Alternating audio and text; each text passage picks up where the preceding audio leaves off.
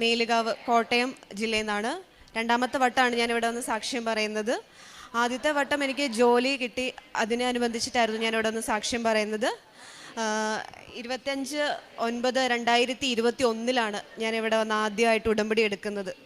അന്ന് ഇവിടെ ഇങ്ങനെ ഒരു ഇത്രയും പ്രചാരത്തിൽ യൂട്യൂബ് വഴി അങ്ങനെ ഒന്നും അറിഞ്ഞിരുന്നുണ്ടായിരുന്നില്ല ഞാൻ. എൻ്റെ ഒരു റിലേറ്റീവ്, ഒരു ചേച്ചി വഴിയാണ് ഞാൻ ഇങ്ങനെ അറിഞ്ഞത്. എന്ന് വെച്ചാൽ ഒരു കുടുംബ സംബന്ധമായ പ്രശ്നം സംബന്ധിച്ചിട്ടാണ് ഞാൻ ഇവിടെ വന്ന് ഉടമ്പടി എടുക്കുന്നത്. അപ്പം ഇങ്ങനെ ഒരു പള്ളിയുണ്ട്, ആലപ്പുഴയിൽ ഒരു പള്ളിയുണ്ട്, പോയി നീ ഉടമ്പടി എടുക്ക്, നിൻ്റെ പ്രശ്നങ്ങളൊക്കെ മാറുമെന്ന് അന്ന് എന്നോട് പറഞ്ഞപ്പോൾ ഒന്നും എന്നെ സംബന്ധിച്ചിട്ട് അന്ന് അത്രയും ദൂരം ഇവിടെ വരെ വരിക എന്ന് പറഞ്ഞ വീട്ടിൽ പറയുമ്പോൾ ആദ്യം ഇത്രയും ദൂരെ പോകണ്ട എന്ന് പറയും എന്ന് വിചാരിച്ച് പോകാം, ചേച്ചിയോട് ശരി പോകാം എന്നൊക്കെ പറഞ്ഞ് ഞാൻ അതൊരു ഒഴുക്കം മട്ടിൽ വിട്ടു. അത് കഴിഞ്ഞ് പ്രശ്നങ്ങൾ ഇങ്ങനെ കൂടി കൂടി വന്നു. അപ്പം ഞങ്ങളുടെ അടുത്ത് തന്നെ ചെറിയൊരു മാതാവിൻ്റെ പള്ളിയുണ്ട്.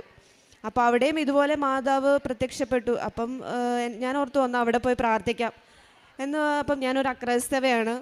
അപ്പം എനിക്കറിയാവുന്ന രീതിയിൽ അന്ന് അവിടെ പോയി പ്രാർത്ഥിച്ചു. ഞാൻ ഇതെൻ്റെ അമ്മയാണ്, ഇതെൻ്റെ അങ്കിളാണ്. അപ്പം ഞങ്ങൾ അറിയാവുന്ന രീതിയിൽ പോയി പ്രാർത്ഥിച്ചു. കുറച്ച് ദിവസം കഴിഞ്ഞു. പിന്നീടും ഇങ്ങനെ പ്രശ്നങ്ങളൊന്നും മാറാണ്ട് ഇങ്ങനെ നിന്ന് കഴിഞ്ഞപ്പം പെട്ടെന്ന് ഒരു ദിവസം രാവിലെ ഞാൻ എണീറ്റില്ല. രാവിലെ ഒരു 6 മണിയൊക്കെ ആയപ്പം പെട്ടെന്ന് ഒരു തോന്നൽ. അപ്പം പെട്ടെന്ന് എനിക്ക് കൃപാസനത്തിൽ പോകണം. അമ്മയോട് ഞാൻ വിളിച്ചു പറഞ്ഞു, എനിക്ക് രാവിലെ ബെഡിൽ നിന്ന് എണീറ്റ് വന്നോണ്ടേ ഞാൻ പറഞ്ഞു എനിക്ക് പോകണം, ഇങ്ങനെ പള്ളിയിൽ പോകണം, ആലപ്പുഴയിൽ പോകണം എന്ന് പറഞ്ഞു. അപ്പോൾ അമ്മ എൻ്റെ അടുത്ത് ചോദിച്ചു, ഇത്രയും ദൂരം നമ്മൾ എങ്ങനെ പോകും? വീട്ടിൽ പറയുമ്പം പോകാൻ പറ്റുമോ, അല്ല സമ്മതിക്കുകയില്ല എന്നൊരിതുണ്ടായിരുന്നു. അപ്പോൾ എന്തായാലും വേണ്ടില്ല, ഞാൻ പറഞ്ഞു ആര് വന്നാലും ഞാൻ വന്നില്ലെങ്കിലും ഞാൻ പോകും, എങ്ങനെയായാലും എനിക്ക് പോയേ പറ്റുള്ളൂ എന്ന് പറഞ്ഞു. അങ്ങനെ ഞാൻ എന്നിട്ട് പിറ്റേ ദിവസം രാവിലെയായി. എനിക്കൊരു ബ്രദറുണ്ട്, അച്ഛനുണ്ട്. അപ്പം അച്ഛൻ്റെ അടുത്ത് പറഞ്ഞപ്പോൾ ഒന്നും പറഞ്ഞില്ല. ബ്രദറിൻ്റെ അടുത്ത് പറഞ്ഞപ്പം പറഞ്ഞു അവന് എറണാകുളത്താണ് ജോലി ചെയ്യുന്നതെന്ന്. അപ്പം വീട്ടിൽ ഞങ്ങളേ ഉള്ളൂ. അപ്പം അവൻ പറഞ്ഞു ഓക്കെ, ഞാൻ വണ്ടി ഏർപ്പാടാക്കി തരാം, നിങ്ങൾ പോയിട്ട് വാ എന്ന് പറഞ്ഞു. അപ്പം അന്നൊന്നും ഇത്രയും എവിടെയാണ് സ്ഥലം എന്നോ നമുക്ക് കറക്റ്റ് ഒരു ഡയറക്ഷനോ വഴിയോ ഒന്നും നമുക്കന്ന് പരിചയമില്ല. ആകെ ഈ ഒരു പള്ളിയുടെ പേര് അല്ലെ ഇവിടുത്തെ ഈ ഒരു പേര് മാത്രമാണ് അറിവുണ്ടായിരുന്നുള്ളൂ. എന്നിട്ട് അന്ന് രാവിലെ എണീറ്റ് ഞാനും അമ്മയും കൂടി രാവിലെ ഒരു 4 മണിയായപ്പോൾ വീട്ടിൽ നിന്ന് എണീറ്റ് പോകുന്ന. അപ്പം വണ്ടി വിളിച്ച ആൾക്കും നമ്മൾ ചോദിച്ചില്ല വഴി അറിയാവോ എന്ന് ചോദിച്ചില്ല. അപ്പം ഞങ്ങളുടെ വിചാരം ഓക്കെ അവന് വഴി അറിയാമായിരിക്കും എന്ന് വിചാരിച്ചു ഞങ്ങൾ പോന്നു. അപ്പം ഞങ്ങളിങ്ങനെ ടെൻഷൻ അടിച്ചിട്ട് ഇരിക്കുമ്പോൾ ഞങ്ങൾ തമ്മിൽ, ഞാനും അമ്മയായാലും ഇങ്ങനെ ഭയങ്കര സങ്കടപ്പെട്ടിരിക്കുകയാണ്. എങ്ങനെയെങ്കിലും ഇവിടെ എത്തുക, അച്ഛനെ കാണുക, നമ്മുടെ പ്രശ്നങ്ങൾ പറയുക, അതേ ഉണ്ടായിരുന്നുള്ളൂ നമ്മുടെ മനസ്സിൽ. അപ്പോൾ വണ്ടിയിൽ കയറി 4 മണിയായപ്പോൾ ഞങ്ങൾ വീട്ടിൽ നിന്ന് പോന്നു. വണ്ടിയിൽ കയറി ഇവിടെ വഴിയൊന്നും നമുക്കൊരു പരിചയമില്ല, അന്നൊന്നും ലൊക്കേഷനൊന്നും ഇട്ടിട്ടുണ്ടായിരുന്നില്ല. അപ്പം ഇങ്ങനെ വണ്ടിയിൽ കയറി ഇങ്ങനെ പ്രാർത്ഥിച്ചുകൊണ്ടിരിക്കുകയാണ്. കുറേ ദൂരം ചെന്നപ്പോൾ അമ്മ ഇടയ്ക്ക് എന്നോട് ചോദിച്ചു, ഇവന് വഴി അറിയാവോ എന്ന് ചോദിച്ചു. കാരണം ഇവൻ നമ്മളോട് വഴിയൊന്നും ചോദിക്കുന്നില്ല, വണ്ടി ഇങ്ങനെ ഓടിക്കൊണ്ടേ ഇരിക്കുകയാണ്. അപ്പം ഞാൻ പറഞ്ഞു അറിയാമായിരിക്കും, കാരണം ഇവനിടയ്ക്ക് വരുന്നതായിരിക്കും, അറിയാമായിരിക്കും എന്ന് വിചാരിച്ചു. അങ്ങനെ ഇവിടെ എത്താറായി, കൃപാസനം എത്താറായി. എനിക്ക് തോന്നുന്നു 1 കിലോമീറ്റർ ബാക്കിൽ എത്തിക്കഴിഞ്ഞപ്പം അവൻ എന്നോട് ചോദിച്ചു, ചേച്ചി ലെഫ്റ്റ് ആണോ റൈറ്റ് ആണോ എന്ന് ചോദിച്ചു. അപ്പം ഞാൻ പറഞ്ഞു ഓക്കെ, മാപ്പ് നോക്കി ഞാൻ പറഞ്ഞു കൊടുത്തു. ഇവിടെ എത്തിക്കഴിഞ്ഞ ശേഷം ഞാൻ ചോദിച്ചു, നീ ഇവിടെ വരാറുണ്ടായിരുന്നോ, അല്ലെ വന്നിട്ടുണ്ടോ എന്ന് ചോദിച്ചു. അപ്പോൾ പറഞ്ഞു ഇല്ല, ഞാൻ ആദ്യമായിട്ടാണ് ഇവിടെ എത്തുന്നതെന്ന് പറഞ്ഞു. അപ്പോൾ എങ്ങനെ എത്തിയെന്ന് ചോദിച്ചു കഴിഞ്ഞാൽ ഇതെല്ലാം ഉടമ്പടി എല്ലാം എടുത്തു കഴിഞ്ഞ് ഞാൻ വീട്ടിൽ ചെന്നപ്പോൾ അമ്മ എൻ്റെ അടുത്ത് പറഞ്ഞു, ഞങ്ങൾ ഇവിടെ വരുന്നോടം വരെ മാതാവിൻ്റെ ഈ ഒരു ഫോട്ടോ അമ്മ അങ്ങനെ കണ്ടിട്ടില്ല, ഇങ്ങനെയാണ് മാതാവ് ഇരിക്കുന്നതെന്നോ ഇങ്ങനെയാണെന്നൊന്നും ഞാൻ ജസ്റ്റ് ഒരു ഇത് കണ്ടിട്ടുണ്ടല്ലോ, അല്ലാതെ അമ്മ അത് അങ്ങനെയൊന്നും അതുപോലും കണ്ടിട്ടില്ല. എങ്ങനെയാണ് ഇരിക്കുന്നത്, ഇങ്ങനെ ഒരു ഗ്രേ കളറാണോ എന്നൊന്നുള്ളൊരു അതുപോലും ഇല്ല.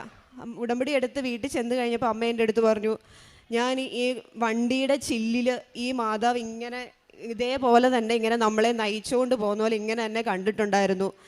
ഇവിടെ എത്തിക്കഴിഞ്ഞപ്പോഴാണ് എനിക്ക് ഈ മാതാവാന്ന് മനസ്സിലായേന്ന് പറഞ്ഞു. അതുവരെയും വഴി തെറ്റാതെ ഞങ്ങളെ കൃത്യമായിട്ട് അമ്മ മാതാവ് ഇവിടെ കൃത്യമായി അന്ന് ഇവിടെ എത്തിച്ചു. വലിയൊരു അനുഗ്രഹമായിരുന്നു. അമ്മ ശരിക്കും ഇപ്പോഴും അത് അതേപോലെ തന്നെ എങ്ങനെയാണോ ഈ നിൽക്കുന്ന അതേപോലെ തന്നെ വണ്ടിയുടെ ഫ്രണ്ടിൽ നമ്മളിപ്പം നമ്മുടെ തിരുക്കുമാരൻ ജനിച്ചപ്പോൾ നക്ഷത്രം ആയി വന്നതുപോലെ തന്നെ നമ്മളെ വഴി കാട്ടാനായിട്ട് മാതാവ് ഞങ്ങളുടെ കൂടെ ഇവിടെ ഉണ്ടായിരുന്നു. ഞങ്ങളുടെ ഇവിടെ വന്നപ്പോൾ അന്ന് കൊറോണയുടെ സമയമായിരുന്നു. ആരെയും ഉള്ളിലേക്ക് കയറ്റി വിടുന്നുണ്ടായിരുന്നില്ല. ഒരു പുറത്ത് ബ്ലോക്ക് ചെയ്ത് വെച്ചേക്കുമായിരുന്നു. അപ്പം ഞങ്ങളിങ്ങനെ വന്ന് ഞങ്ങളുടെ പ്രശ്നങ്ങളെല്ലാം പറഞ്ഞു കഴിഞ്ഞപ്പോഴേക്കും നോക്കട്ടെ, അപ്പോൾ അച്ഛനെ കാണാൻ പറ്റുമോ എന്നൊരു സാഹചര്യം ചോദിച്ചപ്പം പറഞ്ഞു ഇല്ല, ഉള്ളിലേക്ക് കടത്തി വിടില്ല, കടന്നു പോകാൻ പറ്റില്ല എന്ന് പറഞ്ഞു. അപ്പോൾ ഞങ്ങൾ പറഞ്ഞു ഇത്രയും ദൂരെ നിന്ന് വന്നതാണെന്ന് സെക്യൂരിറ്റി ചേട്ടൻ്റെ അടുത്ത് പറഞ്ഞപ്പം പറഞ്ഞു ഇല്ല, ബോംബെയിൽ നിന്ന് വരെ ആൾക്കാർ തലേദിവസം വന്നിട്ടുണ്ടായിരുന്നു, അവരെ പോലും കടത്തി വിട്ടിട്ടുണ്ടായിരുന്നില്ല എന്ന് പറഞ്ഞു. അപ്പോൾ പറഞ്ഞു എന്താ ചെയ്യാന്നൊക്കെ. ഞങ്ങളിങ്ങനെ വളരെ കണ്ണീരോടുകൂടെ നിന്ന് പ്രാർത്ഥിച്ചുകൊണ്ടിരിക്കുന്ന ഒരു സിറ്റുവേഷൻ ആയിരുന്നു. അതിങ്ങനെ ഒത്തിരി വേദനയോടെ നിന്ന് പ്രാർത്ഥിച്ചപ്പം എന്താ ചെയ്യുക, ഇത്രയും കഷ്ടപ്പെട്ട് വന്നു, അല്ലെ കഷ്ടപ്പെടുന്നതിനേക്കാൾ ഒന്ന് മാതാവിനെ കണ്ട് പ്രാർത്ഥിക്കുക എന്നായിരുന്നു ഏറ്റവും വലുത്. അങ്ങനെ നിന്ന് കഴിഞ്ഞ് കഴിഞ്ഞപ്പോഴത്തേക്കും എന്നാൽ പോയാലോ, 8 മണി 8:30 വരെ ഞങ്ങൾ നിന്നു, 8-9 മണി വരെ നിന്നു. എന്നിട്ടും പോയാലോ എന്ന് ഇങ്ങനെ നിന്ന് കഴിഞ്ഞപ്പോഴത്തേക്കും ഇവിടുത്തെ മാനേജർ വന്നിട്ട് പറഞ്ഞു ഓക്കെ, അച്ഛൻ നിന്നെ ഉള്ളിലേക്ക് വിളിക്കുന്നുണ്ട്, കയറി വരാൻ പറഞ്ഞു. വേറെ ആരെയും കയറ്റി വിട്ടിട്ടുണ്ടായിരുന്നില്ല അന്ന്. ഒരുപാട് പേര്, ഒത്തിരി പേര് പുറത്ത് ഇങ്ങനെ വന്ന് പ്രാർത്ഥിച്ചിട്ട് പോകാൻ നിൽക്കുന്നുണ്ടായിരുന്നു. അങ്ങനെ എന്നിട്ട് ഞങ്ങൾ കയറി വന്നു. കയറി വന്നപ്പോൾ ഞങ്ങൾ ജോസഫ് അച്ഛൻ രാവിലത്തെ കുർബാന കഴിഞ്ഞ് ഇറങ്ങിയതേ ഉണ്ടായിരുന്നുള്ളൂ. അപ്പോൾ ആരും ഇല്ല ഇവിടെ എങ്ങും, മാതാവിനെ ആരും ഇല്ലാണ്ട് വളരെ എന്താണ് പറയുക, നമ്മുടെ മനസ്സ് തുറന്ന് കാണാനുള്ള ഒരു സാഹചര്യം മാതാവ് ഒരുക്കി തന്നു. അച്ഛൻ ആ സൈഡിൽ നിൽക്കുന്നുണ്ടായിരുന്നു. ചെറിയൊരു പുഞ്ചിരി മാത്രമേ അച്ഛൻ ഞങ്ങളെ കണ്ട് ചെറിയൊന്ന് ചിരിച്ചു. അത് കഴിഞ്ഞ ശേഷം അപ്പോൾ കൂടെ വന്ന ആൾ ഒരു ചേട്ടനുണ്ടായിരുന്നു ഞങ്ങൾ ഉള്ളിലേക്ക് കടത്താൻ വേണ്ടിയിട്ട്. അപ്പോൾ ഞങ്ങളോട് പറഞ്ഞു നിങ്ങൾ രാവിലെ ഫുഡ് കഴിച്ചോ എന്ന് ചോദിച്ചു. അപ്പോൾ പറഞ്ഞു ഇല്ല, രാവിലെ കഴിച്ചില്ല. ഓക്കെ എങ്കിൽ എന്ന് പറഞ്ഞിട്ട് ഞങ്ങളെ ഇവിടെ കൊണ്ടുവന്ന് അകത്ത് കൊണ്ടേ ഞങ്ങൾക്ക് ഫുഡും തന്ന്, വേറെ ആരും ആർക്കും അങ്ങനെ കൊടുത്തില്ല എന്നാണ് ഞാനിവിടെ നിന്നപ്പോൾ ഞാൻ വേറെ ആരെയും കണ്ടില്ല അങ്ങനെ വിളിച്ചു കൊടുക്കുന്നത്. അങ്ങനെ ഞങ്ങൾക്ക് ഫുഡ് തന്നു. അത് കഴിഞ്ഞ ശേഷം മാതാവിനെ കണ്ടു, പ്രാർത്ഥിച്ചു. അപ്പം അന്ന് ഉടമ്പടി എടുക്കാൻ പറ്റുന്ന ഒരു സിറ്റുവേഷൻ അല്ലാത്തത് കൊണ്ട് അന്ന് ഉടമ്പടി എടുത്തില്ല. വീണ്ടും ഒരാഴ്ച കഴിഞ്ഞ്, കൃത്യം ഒരാഴ്ച കഴിഞ്ഞ ശേഷം ഞാനും അമ്മയും അനിയനും കൂടെ ഇവിടെ വന്ന് ഞങ്ങൾ ഉടമ്പടി എടുത്ത് പ്രാർത്ഥിച്ച്. അപ്പോൾ അന്നൊന്നും കൃത്യമായിട്ട് അറിയില്ല എങ്ങനെ പ്രേക്ഷിത പ്രവർത്തനം ചെയ്യണമെന്നോ അല്ലെങ്കിൽ എങ്ങനെയാണ് നമുക്ക് നിൽക്കേണ്ടതെന്നോ അറിയില്ല. പക്ഷേ ഉടമ്പടി എടുത്തു. ശരിക്കും പ്രാർത്ഥന മാത്രമായിരുന്നു അന്നുണ്ടായിരുന്നത്. അത് കഴിഞ്ഞ് പിന്നെ നടത്തിയത് മുഴുവൻ മാതാവായിരുന്നു. കൈ പിടിച്ച് നമുക്കൊരു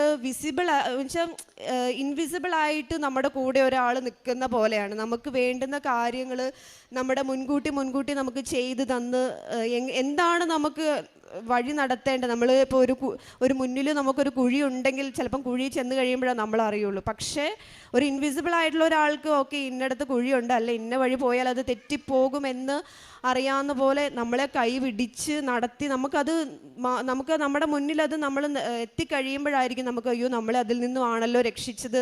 അതുപോലെ ആയിരുന്നു അന്നത്തെ എൻ്റെ സിറ്റുവേഷൻസ്. അതിൽ നിന്നെല്ലാം ദേവമാതാവ് എന്നെ കൈപിടിച്ച് നടത്തി ഇവിടെ എത്തിച്ചു. അതിനൊരു വലിയൊരു നന്ദി എൻ്റെ മാതാവിന് ഞാൻ സമർപ്പിക്കുന്നു. അത് കഴിഞ്ഞ ശേഷം പിന്നെ രണ്ടാമത്തെ സാക്ഷ്യം എന്ന് പറയാനായിട്ട് എനിക്കെൻ്റെ ജോലിയായിരുന്നു. ഞാൻ ടീച്ചറായിരുന്നു. അപ്പം ഞാൻ ഒരു കോളേജിലായിരുന്നു പഠിപ്പിച്ചുകൊണ്ടിരുന്നത്. അത് കുടുംബ പ്രശ്നത്തിൻ്റെ പേരിൽ അതെനിക്ക് റിസൈൻ ചെയ്യേണ്ടി വന്നു. ഞാൻ കുറച്ച് നാൾ ഡൽഹിയിലുണ്ടായിരുന്നു. അത് കഴിഞ്ഞ ശേഷം ജോലിക്കൊന്നും അപ്ലൈ ചെയ്തിട്ട് എനിക്ക് ഒരു വിധത്തിലും ജോലി കിട്ടുന്നുണ്ടായിരുന്നില്ല. കുറേ എടുത്ത് അപ്ലൈ ചെയ്തു, ഇൻ്റർവ്യൂവിന് വിളിക്കും, പക്ഷെ ഒന്നും അങ്ങ് ഇൻ്റർവ്യൂ വരെ എത്തും, പിന്നെ അത് എന്താണോ വിളിക്കാം എന്ന് പറഞ്ഞ് വെക്കും. അങ്ങനെ ഒന്നും ഒരു ഭയങ്കര തടസ്സങ്ങളായിരുന്നു. എത്ര ശ്രമിച്ചിട്ടും കിട്ടുന്നുണ്ടായിരുന്നില്ല. അങ്ങനെ ഞാനിവിടെ വന്ന് ഉടമ്പടിയിൽ വെച്ച് ആദ്യം ഉടമ്പടി എടുത്തു. രണ്ടാമത്തെ ഉടമ്പടി പുതുക്കി ഒരു 15 ദിവസം കഴിഞ്ഞ ശേഷം എനിക്ക് ഒരു അരമണിക്കൂറിനുള്ളിൽ ഡൽഹിയിൽ നിന്ന് എനിക്ക് ആദ്യം ഒരു സ്കൂളിൽ നിന്ന് ജോലി വന്നു. ജോലി ഇൻ്റർവ്യൂ പോലും എടുത്തില്ല. എന്നാണ് നീ വന്ന് ജോയിൻ ചെയ്യുന്നതെന്ന് ചോദിച്ചിട്ടാണ് എനിക്ക് അവിടെ ജോലി തന്നത്. അത് കഴിഞ്ഞ് അതോടൊപ്പം അത് പറഞ്ഞൊരു അരമണിക്കൂർ കഴിഞ്ഞ ശേഷം എനിക്ക് ഓൺലൈനായിട്ട് ജോലി, 2 ജോലിയും ഒരുമിച്ച് ഒരു ദിവസം തന്നെ എനിക്ക് മാതാവ് തന്ന് അനുഗ്രഹിച്ചു. അത് ജോലി ചെയ്തു. ഞാനൊരു 6 മാസത്തോളം ഡൽഹിയിലുണ്ടായിരുന്നു. അത് കഴിഞ്ഞ ശേഷം പുറത്തേക്ക് പോകാം എന്നുള്ളൊരു ചിന്ത വന്നു, നാട്ടിലേക്ക് വന്നു. അങ്ങനെ ഒരു 1 ഇയറോളം ഞാൻ UK പോകാൻ വേണ്ടിയിട്ട് ട്രൈ ചെയ്തു. അത് കഴിഞ്ഞ ശേഷം അങ്ങനെ ട്രൈ ചെയ്തുകൊണ്ടിരിക്കുമ്പോൾ തന്നെ നാട്ടിൽ വീണ്ടും എനിക്ക് സ്കൂളിൽ ജോലി കയറി. ഞാൻ ഇപ്പോൾ ജോലി ചെയ്യുന്നുണ്ട്, സ്കൂളിൽ വർക്ക് ചെയ്യുന്നുണ്ട്, ഒരു ICSE സ്കൂളിൽ വർക്ക് ചെയ്യുന്നുണ്ട് ടീച്ചറായിട്ട്. അത് കഴിഞ്ഞ ശേഷം പിന്നെ എൻ്റെ മൂന്നാമത്തെ സാക്ഷ്യം എൻ്റെ വിവാഹമാണ്. എൻ്റെ വിവാഹത്തിന് ഞാൻ പറഞ്ഞിരുന്നു കുടുംബസംബന്ധമായിട്ടാണ് ആദ്യം ഉണ്ടായെന്നുള്ളത്. അതെല്ലാം മാറ്റിത്തന്ന് വിവാഹം നടക്കാൻ വേണ്ടിയിട്ട് ഈ നവംബർ 8-ാം തീയതി എൻ്റെ വിവാഹം നടന്നിരുന്നു. അതും മാതാവ് കാണിച്ച് തന്ന ഒരു ഡേറ്റാണ്. ഞാൻ എങ്ങനെ ഏത് ഡേറ്റ് എടുക്കും, എങ്ങനെ എടുക്കും എന്നിങ്ങനെ പ്രാർത്ഥിച്ച് നിൽക്കുമ്പോൾ എട്ടെന്നൊരു ഡേറ്റ് കണ്ടു. ഞാൻ എന്നിട്ട് പ്രാർത്ഥിച്ചൊരു വചനം എടുത്തു. അതിലും 8 ദൈവം മാതാവ് എനിക്ക് കാണിച്ചു തന്നു. അത് കഴിഞ്ഞ ശേഷം ഞങ്ങളിങ്ങനെ നോക്കി ഡേറ്റ് എന്താണ് എല്ലാവർക്കും ഫീസിബിൾ ആവുക.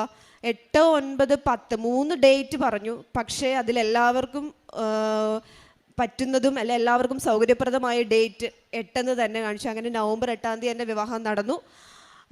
പിന്നെ അടുത്ത സാക്ഷ്യം എന്ന് പറയാനായിട്ട് രോഗശാന്തി. ഇതെൻ്റെ അങ്കിളാണ്. അങ്കിളുടെ എന്നുവെച്ചാൽ കൂലിപ്പണിയായിരുന്നു. അപ്പോൾ അങ്ങനെ ചെയ്തുകൊണ്ടിരുന്ന സമയത്ത് ആരോഗ്യപരമായിട്ട് വലിയ പ്രശ്നങ്ങളില്ല. പക്ഷേ എങ്കിൽ പോലും ഒരിടയ്ക്ക് ഭയങ്കര ശ്വാസം മുട്ടലും ചുമയൊക്കെ ആയിരുന്നു. അപ്പം നോർമലി നമ്മൾ വിചാരിക്കുന്ന പോലെ കുഴപ്പമില്ല, വല്ല പനിയുടെ ആണ് അങ്ങനെ വിചാരിച്ച് മരുന്ന് കഴിച്ചുകൊണ്ടിരുന്നു. പക്ഷെ ഒരു കുറവുണ്ടായിരുന്നില്ല. ഒരു ദിവസം ഇതുപോലെ പെട്ടെന്ന് ഇങ്ങനെ വന്ന് രാത്രി ഭക്ഷണം കഴിച്ചുകൊണ്ടിരിക്കുമ്പോൾ വല്ലാണ്ട് ഇങ്ങനെ കഴിഞ്ഞ ശേഷം ശ്വാസം എടുക്കാൻ വല്ലാണ്ട് ബുദ്ധിമുട്ടായി. ചുമയിലാണ് ആദ്യം തുടങ്ങിയത്. പിന്നെ ശ്വാസം എടുക്കാൻ ബുദ്ധിമുട്ടായി, വല്ലാണ്ട് ഇങ്ങനെ ആൾക്ക് ഭയങ്കര ബുദ്ധിമുട്ടായി ശ്വാസം എടുക്കാൻ വേണ്ടിയിട്ട്. അപ്പം വീട്ടിൽ ഇവർക്ക് 2 മക്കളുണ്ട്. അപ്പോൾ മൂത്ത കുട്ടി നഴ്സിങ്ങിന് പഠിക്കുകയാണ്. രണ്ടാമത്തെ ആൾ വീട്ടിൽ അവനുണ്ടായിരുന്നു. പക്ഷെ ഇങ്ങനെ സംഭവിക്കുന്ന സമയത്ത് വീട്ടിലുണ്ടായിരുന്നില്ല. അത് കഴിഞ്ഞ ശേഷം അമ്മായി ഉണ്ട്. അപ്പോൾ ഇവർ രണ്ടുപേരും ഇങ്ങനെ വന്നു. അപ്പോൾ വല്ലാണ്ട് ഇങ്ങനെ ശ്വാസം എടുക്കാൻ ബുദ്ധിമുട്ടായി. പെട്ടെന്ന് തൊട്ടടുത്ത് ഹോസ്പിറ്റലിൽ കൊണ്ടുപോയി കഴിഞ്ഞപ്പോൾ അവിടെ ചെന്ന് കഴിഞ്ഞപ്പോൾ അവർ പെട്ടെന്ന് ICUലേക്ക് ഷിഫ്റ്റ് ചെയ്തു. അവിടുന്ന് അവർ വെന്റിലേറ്ററിലേക്ക് മാറ്റി കഴിഞ്ഞപ്പോഴും എന്താ ചെയ്യേണ്ടതെന്ന് അറിയില്ല. അത് കഴിഞ്ഞ് പിറ്റേ ദിവസം ഞങ്ങൾ അവിടുന്ന് മാറ്റി നമ്മൾ കോട്ടയം മെഡിക്കൽ കോളേജിലേക്ക് ഷിഫ്റ്റ് ചെയ്യാമെന്ന് പറഞ്ഞു. ആ ടൈമിലും ആൾ വല്ലാണ്ട് ഹോസ്പിറ്റലിൽ അത്രയും നേരം കിടന്നിട്ടും യാതൊരു റിക്കവറും വെച്ചാൽ വന്നതിനെ പോലെ തന്നെ ഏകദേശം ആ ഒരു സിറ്റുവേഷൻ ആയിരുന്നു. അപ്പോഴും ഹോസ്പിറ്റലിൽ നമ്മൾ ഇവിടുന്ന് ഷിഫ്റ്റ് ചെയ്യുമ്പോൾ വല്ലാണ്ടൊരവസ്ഥ, ബോഡിയൊക്കെ ഭയങ്കരമായിട്ടും വേർത്ത് ഭയങ്കര ബുദ്ധിമുട്ടായി. അത് കഴിഞ്ഞ് ഞങ്ങൾ മെഡിക്കൽ കോളേജിൽ ചെന്ന് ചെക്ക് ചെയ്ത് കഴിഞ്ഞപ്പം പറഞ്ഞു 3 അറ്റാക്ക്, മേജർ അറ്റാക്ക് 3 എണ്ണം കഴിഞ്ഞു, ഇനി ഒരെണ്ണം വരാൻ പാടില്ല എന്ന് പറഞ്ഞു. അപ്പോഴത്തേക്ക് ആൾ വല്ലാണ്ടായി. ഡോക്ടർമാരൊക്കെ പറഞ്ഞു നിങ്ങൾ നന്നായിട്ട് പ്രാർത്ഥിക്ക്, ഞങ്ങളുടെ കഴിവിൻ്റെ പരമാവധി ചെയ്യാം, അതല്ലാണ്ട് ഞങ്ങൾക്ക് ഇനിയൊന്നും പറയാനില്ല. അത്രമേൽ പറഞ്ഞു. എന്നാ ചെയ്യേണ്ടതെന്ന് ഞങ്ങൾക്ക് അറിയാൻ പാടില്ലാത്ത അവസ്ഥയായി. ഞങ്ങളെല്ലാവരും ഹോസ്പിറ്റലിലുണ്ട്. അവിടെ ചെന്ന് കഴിഞ്ഞപ്പം ആൾക്കൊട്ടും പറ്റുന്നില്ല. ഇങ്ങനെ കഫം ഇങ്ങനെ ചുമയ്ക്കുമ്പം കഫത്തിൻ്റെ കൂടെ ബ്ലഡാണ് വന്നുകൊണ്ടിരുന്നത്. അപ്പോഴാണ് അവർ പറയുന്നത് 3 മേജർ അറ്റാക്ക് കഴിഞ്ഞു, ഇനി യാതൊരു വിധത്തിലൊരു ടെൻഷനോ കാര്യങ്ങളോ ഒന്നും അടിക്കാൻ പാടില്ല. ഒരു തുള്ളി വെള്ളം, ഒരു 1/2 സ്പൂൺ വെള്ളം പോലും ആൾക്ക് ഇറക്കാൻ പറ്റാത്ത ഒരവസ്ഥയായിരുന്നു. അപ്പം എൻ്റെ കയ്യിൽ എപ്പോഴും ഞാൻ ഹോൾഡ് ചെയ്ത് വെക്കുന്ന കാശുരൂപമാണ്. എപ്പോഴും ഞാൻ എവിടെ പോയാലും പുറത്തേക്ക് ഇറങ്ങിയാലും ഞാൻ എൻ്റെ കാശുരൂപം ഞാൻ എപ്പോഴും എൻ്റെ ദേഹത്തെ ഹോൾഡ് ചെയ്ത് വെക്കാറുണ്ട്. അപ്പോൾ എൻ്റെ കയ്യിൽ കാശുരൂപം ഉണ്ടായിരുന്നു. ആ കാശുരൂപം ഞാൻ എടുത്തു കൊടുത്തിട്ട് അമ്മയോട് ഞാൻ പ്രാർത്ഥിച്ചു. അമ്മയോട് ഞാൻ പറഞ്ഞു എൻ്റെ കയ്യിൽ കാശുരൂപം ഉണ്ട്, നമുക്ക് പ്രാർത്ഥിക്കാമെന്ന് പറഞ്ഞു. അങ്ങനെ വിശ്വാസ പ്രമാണം ചൊല്ലി ഞാൻ പ്രാർത്ഥിച്ചു, കൈ തൊട്ട് പ്രാർത്ഥിച്ചു. ഒരു 10 മിനിറ്റ് കഴിഞ്ഞ ശേഷം ആൾ പതിയെ റിക്കവർ ആകാൻ തുടങ്ങി. അത് ശരിക്കും നമുക്ക് വിസിബിളാണ് ആ കാര്യം. ശരിക്കും എന്താണ്, അതുവരെയും ഒരു 1/2 ടീസ്പൂൺ പോലും വെള്ളം പോലും തൊണ്ടയിൽ നിന്ന് ഇറക്കാൻ പറ്റില്ലായിരുന്നു. ഈ കാശുരൂപം വെച്ച് പ്രാർത്ഥിച്ച്, വേറൊന്നും കയ്യിലില്ലായിരുന്നു, പെട്ടെന്ന് ധൃതിയിൽ എടുക്കാൻ വിട്ടുപോയി, ആകെ ഉണ്ടായിരുന്ന ഇതായിരുന്നു. അത് പ്രാർത്ഥിച്ച് ഒരു 10 മിനിറ്റ് ശേഷം ആൾ റിക്കവറായി തുടങ്ങി. ഇപ്പം ഈ നിൽക്കുന്ന അവസ്ഥയിൽ കിട്ടുമെന്ന് പോലും ഞങ്ങൾ പ്രതീക്ഷിച്ചിരുന്നതല്ല. അതിന് പരിശുദ്ധ അമ്മ മാതാവിനും തിരുക്കുമാരനും കോടാനുകോടി നന്ദി അർപ്പിക്കുന്നു. അതുപോലെ തന്നെ എൻ്റെ അമ്മയ്ക്ക് മുട്ടിന് വേദന ഉണ്ടായിരുന്നു. 8 വർഷത്തോളമായിട്ട് മുട്ട് മടക്കാനോ അല്ലെങ്കിൽ ഒന്ന് ബാത്റൂമിൽ പോകാനോ പാടില്ലായിരുന്നു. അപ്പോൾ ഞങ്ങൾ ആദ്യം ഇവിടെ വന്ന് ഉടമ്പടി എടുത്തപ്പോൾ ഒരുപാട് ട്രീറ്റ്മെൻറ്റും കാര്യങ്ങളൊക്കെ നടത്തിയിരുന്നു. പക്ഷെ അതിൽ നിന്നും ഒരു കുറവും ഉണ്ടായിരുന്നില്ല. ഇവിടുന്ന് കിട്ടിയ വിശുദ്ധ തൈലം തേച്ച് ആദ്യം ചെന്ന് പ്രാർത്ഥിച്ചപ്പം നമുക്ക് അറിയില്ലായിരുന്നു എങ്ങനെ പ്രാർത്ഥിക്കണം അല്ലെ എങ്ങനെയാണ് എന്നുള്ളത് അത്ര നമുക്ക് അറിയില്ലായിരുന്നു. അപ്പം നമ്മുടെ വിശ്വാസം അനുസരിച്ചിട്ട് പ്രാർത്ഥിച്ചു. തേച്ച് പിറ്റേ ദിവസം ആയി കഴിഞ്ഞപ്പോൾ അത് വീണ്ടും വളരെ കൂടി. അപ്പം വിചാരിച്ചു തേക്കണ്ടായിരുന്നു, അല്ലെ ഇനി തേച്ചത് അബദ്ധമായോ എന്ന് വിചാരിച്ച് വീണ്ടും 2ാമത്തെ ദിവസം എന്തായാലും തേച്ചതല്ലേ എന്ന് വിചാരിച്ച് 2ാമത്തെ ദിവസം ഇതുപോലെ വിശ്വാസ പ്രമാണം ചൊല്ലി പ്രാർത്ഥിച്ചു. 3ാമത്തെ ദിവസമായി കഴിഞ്ഞപ്പോഴേക്കും അത് പൂർണ്ണമായിട്ടും പോയി എന്ന് പറയാം. കാരണം എനിക്കത് ഇങ്ങനെ ഒരു മിറക്കിൾ ഉണ്ടാവുമെങ്കിൽ ഉറപ്പായും ഞാനതൊരു ഫോട്ടോ എടുത്ത് വെക്കായിരുന്നു. പക്ഷെ ഇപ്പോഴായിരുന്നു ഞാനത് എടുത്ത് വെച്ചേനെ. പക്ഷെ അന്ന് അത്രയും എനിക്കത് അറിയില്ലായിരുന്നു. പക്ഷെ ഇപ്പോൾ അത് പൂർണ്ണമായിട്ടും ആ കാലിൻ്റെ വേദന മാറി. ഇപ്പോൾ കാലിനൊരു ബുദ്ധിമുട്ടില്ല, സൗഖ്യപ്പെട്ടു. അതുപോലെ തന്നെ എനിക്ക് അലർജിക്കായിട്ട് ഇങ്ങനെ പൊല്യൂഷൻ്റെ അലർജി ഉണ്ടായിരുന്നു എനിക്ക്. അപ്പോൾ അതും ഇതുപോലെ തന്നെ വിശുദ്ധ ഉപ്പിൻ്റെ ഇതും കൊണ്ട് മാറിക്കിട്ടി. അതുപോലെ തന്നെ ഞങ്ങളുടെ വീട് കുറച്ച് നാളായിട്ട് ഇവിടെ വന്ന് ഉടമ്പടി എടുത്ത് തുടങ്ങിയത് മുതൽ ആഗ്രഹിച്ചാണ് നമ്മുടെ വീടൊന്ന് ഷിഫ്റ്റ് ചെയ്യണം. ഞങ്ങൾ താമസിക്കുന്നത് കുറച്ച് ടൗണിൽ നിന്ന് കുറച്ച് ഉള്ളിലേക്കാണ്, ഒരു 3-4 കിലോമീറ്റർ ഉള്ളിലാണ്. അപ്പോൾ അവിടെ നിന്ന് ടൗണിലേക്ക് മാറണമെന്ന് കുറേ നാളായിട്ട് ഞങ്ങൾ ആഗ്രഹിക്കുന്നുണ്ടായിരുന്നു. അതും പരിശുദ്ധ അമ്മയുടെ അനുഗ്രഹത്താൽ സാധിച്ചു തന്നു. അതുപോലെ ഞാൻ ചെറുതും വലുതുമായ ഒരുപാട് അനുഗ്രഹങ്ങൾ മാതാവ് നൽകിയിട്ടുണ്ട്. പിന്നെ ഞാൻ ചെയ്ത കാരുണ്യ പ്രവർത്തികൾ എന്ന് പറയാനായി, പത്രം ഇവിടെ വരുമ്പോഴൊക്കെ പത്രം വാങ്ങിക്കും. സ്കൂളിൽ രാവിലെ ജോലിക്ക് പോകുമ്പോൾ ബസ്സിലിരിക്കുന്നവർക്കൊക്കെ പത്രം കൊടുക്കാറുണ്ട്. ആദ്യമൊക്കെ ഞാൻ പത്രം വാങ്ങിക്കുമ്പം കോട്ടയം മെഡിക്കൽ കോളേജിൽ നമ്മുടെ അവിടെ ഹോസ്പിറ്റലിലൊക്കെ കൊണ്ട് കൊടുക്കും. പക്ഷെ പിന്നീട് അവിടെ ചെന്ന് കഴിയുമ്പം നമ്മൾ ചെന്ന് പോയി കഴിയുമ്പോഴായിരിക്കും അവർ പറയും, ഇപ്പോൾ 2 പേര് വന്നുപോയി, 3 പേര് വന്നുപോയി എന്ന് പറയും. ആ കിട്ടുന്ന പത്രങ്ങൾ മുഴുവൻ അവർ ടേബിളിൽ വെക്കാനും അവരുടെ ചോറ് പൊതിയാനും അല്ലെങ്കിൽ അവരുടെ സാധനങ്ങൾ പൊതിയാനും ഒക്കെ ആയിട്ടാണ് ഞാൻ പലപ്പോഴും കണ്ട് എനിക്ക് ഭയങ്കര ബുദ്ധിമുട്ട് തോന്നിയിട്ടുണ്ട്. അതുകൊണ്ട് ഇപ്പം ഞാനത് ഹോസ്പിറ്റലിൽ കൊടുക്കാറില്ല. അവിടെ ചെല്ലുമ്പോൾ അവരിങ്ങനെ അത് ചുമ്മാ വെറുതെ അലക്ഷ്യമായിട്ടിട്ട് കളയുകയാണ് ആ പത്രങ്ങൾ. അതിൻ്റെ നമ്മൾ കൊടുക്കുമ്പോഴൊക്കെ പറയും, ഇതിങ്ങനെ കീറി കളയരുത്, പള്ളിയിൽ നിന്ന് വെഞ്ചരിച്ച് തരുന്നതാണ്, കളയരുതെന്ന് പറഞ്ഞാൽ മേടിക്കുമ്പോഴാ ശരി എന്ന് പറഞ്ഞ് മേടിക്കും. പക്ഷെ അതിൻ്റെ ആ ഒരു മഹാത്മ്യം മനസ്സിലാക്കാണ്ട് തന്നെ വീണ്ടും അത് വാങ്ങിച്ച് വെറുതെ വെക്കുക, കെയർലെസ് ആയിട്ട് അത്. അവിടുന്ന് ഒരു തവണ ഞാൻ കൊടുക്കാൻ വേണ്ടി ചെന്നപ്പോൾ എൻ്റെ അടുത്ത് അവിടുത്തെ ഒരു സെക്യൂരിറ്റി ചേട്ടൻ പറഞ്ഞു, ഇത് പള്ളിയിൽ നിന്ന് നിങ്ങൾക്ക് വിശുദ്ധീകരിച്ച് തരുന്ന പത്രമാണ്, ഇതിവിടെ ഞങ്ങളെടുത്ത് വെറുതെ കത്തിച്ച് കളയാണ്, നിങ്ങൾ ഇനി ദയവ് ചെയ്ത് ഇതിവിടെ കൊടുക്കരുത്, എങ്ങനെയെങ്കിലും പള്ളിയിലോ അല്ലെങ്കിൽ എവിടെയെങ്കിലും നിന്ന് മറ്റെവിടെയെങ്കിലും കൊടുക്കുക എന്ന് പറയും. അതുകൊണ്ട് ഞാനിപ്പോൾ പരമാവധി ഹോസ്പിറ്റലിൽ പോയാലും ഞാൻ അവിടെ വരുന്നവർക്ക് കൊടുക്കും. രോഗികളുടെ കൊടുക്കാൻ ഇഷ്ടം പോലെ ഉണ്ട്. അവിടെ ചെല്ലുമ്പോൾ അവരിങ്ങനെ വാങ്ങിച്ചിട്ട് കളയാണ്. അതുപോലെ തന്നെ കാരുണ്യ പ്രവർത്തികൾ, ചോറ് കൊടുക്കാറുണ്ട്, വഴിയോരങ്ങളിലിരിക്കുന്നവർക്ക് ഭക്ഷണം കൊടുക്കാറുണ്ട്, ഹോസ്പിറ്റലിൽ ഭക്ഷണം കൊടുക്കാറുണ്ട്, വസ്ത്രമില്ലാത്തവർക്ക് എന്നാൽ കഴിയുന്ന പോലെ തന്നെ വസ്ത്രം കൊടുക്കാറുണ്ട്.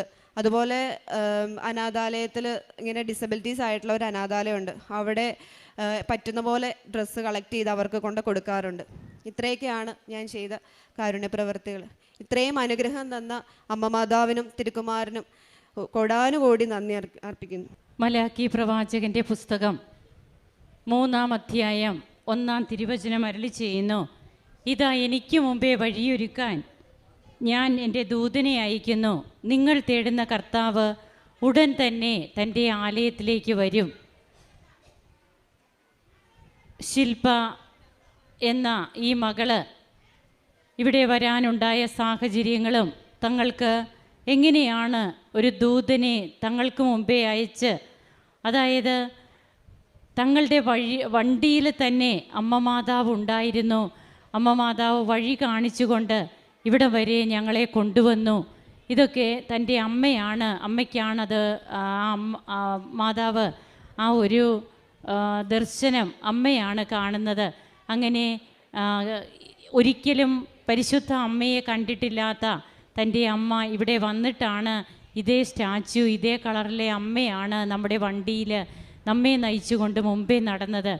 അപ്പോൾ ഇവർ ഇങ്ങോട്ട് വരുന്നത് തന്നെ അമ്മയുടെ ക്ഷണം സ്വീകരിച്ചിട്ടാണ്. നാം ഓരോരുത്തരും അങ്ങനെയാണ് ഇവിടെ വരുന്നത്. അങ്ങനെ ഈ മക്കളെ ഇവിടെ കൊണ്ടുവന്ന് തൻ്റെ ജീവിതത്തിൽ തനിക്ക് അനുഭവപ്പെട്ട പല കാര്യങ്ങളും, കുടുംബത്തിൻ്റെ പ്രശ്നങ്ങൾ, തൻ്റെ ദാമ്പത്യ ജീവിതത്തിൻ്റെ പ്രശ്നങ്ങൾ, അതൊക്കെ എങ്ങനെയാണ് ഈ മകൾക്ക് പിന്നീട് അതെല്ലാം പരിഹരിക്കുവാനുള്ള മാർഗങ്ങളൊക്കെ അമ്മ എങ്ങനെ കാണിച്ചു കൊടുക്കുന്നു. ബഹുമാനപ്പെട്ട ജോസഫ് അച്ഛനെ കണ്ടു, അച്ഛൻ വളരെ പ്രത്യേകമായി പ്രാർത്ഥിച്ചു എന്നൊക്കെയാണ് നാം കേട്ടത്. അങ്ങനെ തിരുവചനം അരുളി ചെയ്യുന്നുണ്ട്, ഞാൻ നിങ്ങൾക്കായി സ്വർഗ കവാടങ്ങൾ തുറന്ന് അനുഗ്രഹം വർഷിക്കുകയില്ലേ എന്ന് നിങ്ങൾ പരീക്ഷിക്കുവിൻ. മലാക്കി പ്രവാചകൻ്റെ പുസ്തകത്തിൽ 3-10 മുതലുള്ള തിരുവചനങ്ങളാണ് വീണ്ടും നമുക്കിത് കാണുവാൻ കഴിയുക. സ്വർഗ കവാടങ്ങൾ തുറന്ന് എങ്ങനെയാണ് ശില്പയ്ക്കും കുടുംബത്തിനും ദൈവം അനുഗ്രഹം വർഷിച്ചത് അവരുടെ കുടുംബത്തിലേക്ക്. തനിക്ക് കിട്ടിയ ഓരോ കാര്യങ്ങളും ഈ മകൾ ഇവിടെ പറയുകയുണ്ടായി. എല്ലാറ്റിലും ഉപരിയായിട്ട് എങ്ങനെയാണ് ഇങ്ങനെയൊക്കെയുള്ള ഓരോ കുടുംബങ്ങൾ, കാരുണ്യ പ്രവർത്തനങ്ങൾ, പ്രേക്ഷിത പ്രവർത്തനം, ഇതിനു മുമ്പ് ഇതൊന്നും അറിയില്ല, ചെയ്തിട്ടില്ല, ഇങ്ങനെയുള്ള ഒരു കാര്യങ്ങളെക്കുറിച്ചും കേട്ടിട്ട് പോലും ഇല്ലാത്ത വ്യക്തികൾ പിന്നീട് എങ്ങനെ ഈശോയെ മറ്റുള്ളവരിൽ കാണുവാനുള്ള കൃപ അവർക്ക് ലഭിക്കുന്നു. അങ്ങനെ തൻ്റെ കുടുംബം മുഴുവനും അത് ഇന്ന് വിശുദ്ധീകരിക്കപ്പെട്ട ഒരവസ്ഥയിൽ തനിക്ക് കിട്ടിയ ജോലി, അതുപോലെ തൻ്റെ അങ്കിളിൻ്റെ രോഗസൗഖ്യം, അമ്മയുടെ രോഗസൗഖ്യം, ഇങ്ങനെ കുടുംബത്തിലേക്ക് നിരവധിയായ കൃപകളാണ് ലഭിച്ചത്. കൃപാസന പത്രമൊക്കെ അതെത്ര തീഷ്ണതയോടെയാണ് അത് അലസമായിട്ട് കിടക്കുന്നത് കാണുമ്പോൾ നമുക്ക് വേദനയുണ്ടാകണമെങ്കിൽ തീർച്ചയായും നാം ദൈവത്തെ സ്നേഹിക്കുമ്പോഴാണ്. ഇതെൻ്റെ ഈശോയുടെ പത്രമാണ്, എൻ്റെ അമ്മയുടെ കൈയാണിത്. ബഹുമാനപ്പെട്ട ജോസഫ് അച്ഛൻ അതാണ് പറയുക, കൃപാസന പത്രം അമ്മയുടെ കൈയാണെന്നാണ് പറയുക. അമ്മ നമ്മെ ഇങ്ങോട്ട് മാടി വിളിക്കുന്ന കൈയാണ് കൃപാസന പത്രം. അപ്പോഴങ്ങനെ വിശുദ്ധമായിട്ട് നാം അതൊക്കെ കൈകാര്യം ചെയ്യുകയും കാണുകയും ചെയ്യുമ്പോൾ നമുക്ക് അതിനോടൊരു ആദരവ് തോന്നും, നമുക്ക് വിഷമം തോന്നും. ഇങ്ങനെയൊക്കെ ലക്ഷ്യമായിട്ട് കൃപാസന പത്രം കിടക്കുന്നതോ അല്ലെങ്കിൽ അത് ഉപയോഗിക്കുന്നതോ ഒക്കെ കാണുമ്പോൾ, അപ്പോൾ ഈ മകള് എത്ര സൂക്ഷ്മതയോടെയാണ് ആ കാര്യങ്ങളൊക്കെ ചെയ്യുന്നത്. അപ്പോൾ ഈ മകളുടെ കാര്യത്തിലും അല്ലെങ്കിൽ ആരൊക്കെ സൂക്ഷ്മതയോടെ തൻ്റെ കാര്യങ്ങൾ ചെയ്യുന്നുവോ അവരുടെ കാര്യത്തിൽ വളരെയേറെ സൂക്ഷ്മതയോടെ ഈശോയും പ്രവർത്തിക്കും. അമ്മ നമുക്ക് വേണ്ടിയിട്ട് ഈശോയോട് കാര്യങ്ങൾ പറയും. ഇന്ന് ഈ കുടുംബം ഇവിടെ വന്ന് സാക്ഷ്യം പറയുമ്പോൾ നമുക്കും ദൈവത്തെ കരങ്ങളടിച്ച് ആരാധിക്കാം, മഹത്വപ്പെടുത്താം, ഈശോയ്ക്കും അമ്മയ്ക്കും നന്ദി പറയാം. അത്യപൂർവ ദൈവാനുഭവങ്ങൾ.